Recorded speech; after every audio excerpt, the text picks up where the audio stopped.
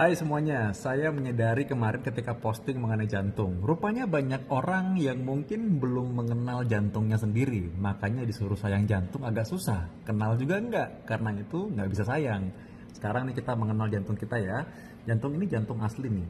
Ini jantung yang dulu pernah hidup dan sekarang kita harus berterima kasih kepada jasa orang tersebut yang jantungnya ini bisa kita pakai, sudah diawetkan, kita bisa pakai untuk belajar jantung manusia seperti apa ya. Jadi jantung ini pernah hidup dulunya. Nah, jantung ini ukurannya sebesar telapak tangan kita kalau dikepalkan ya, orang dewasa segini, kira-kira segitu. Adanya di antara kedua paru-paru kita.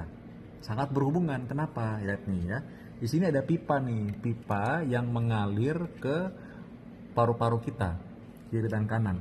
Ya, jadi kita lihat kalau jantung itu seperti pompa air, maka pembuluh darah ini adalah pipa-pipanya.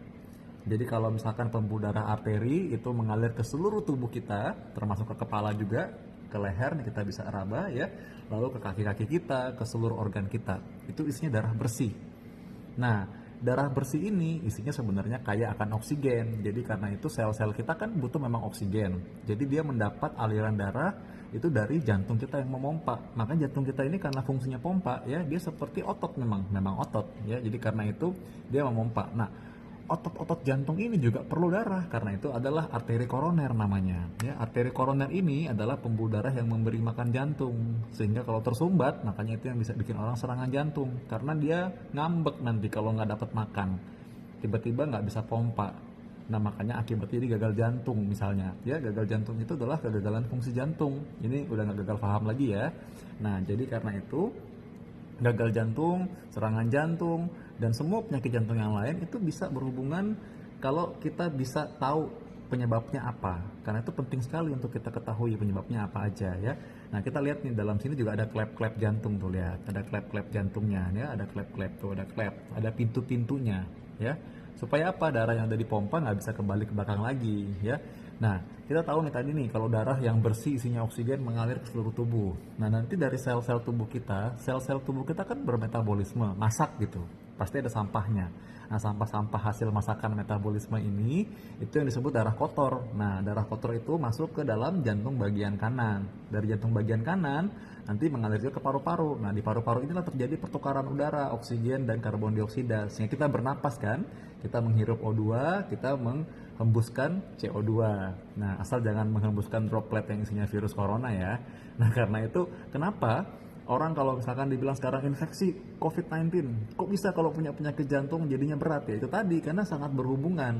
Jadi tadi benar-benar kita lihat bagaimana hubungan antara jantung dan paru-paru yang sangat akur dan sangat erat.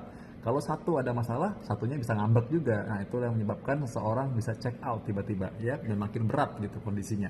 Nah, sekarang kita lihat nih, kalau jantung kita itu berdetak semenit ya rata-rata mungkin 70 kali per menit, 80 kali per menit. Satu harian dia bisa berdetak mungkin 100.000 kali. Dan dia bisa mompa sebanyak mungkin 2.000 galon kali.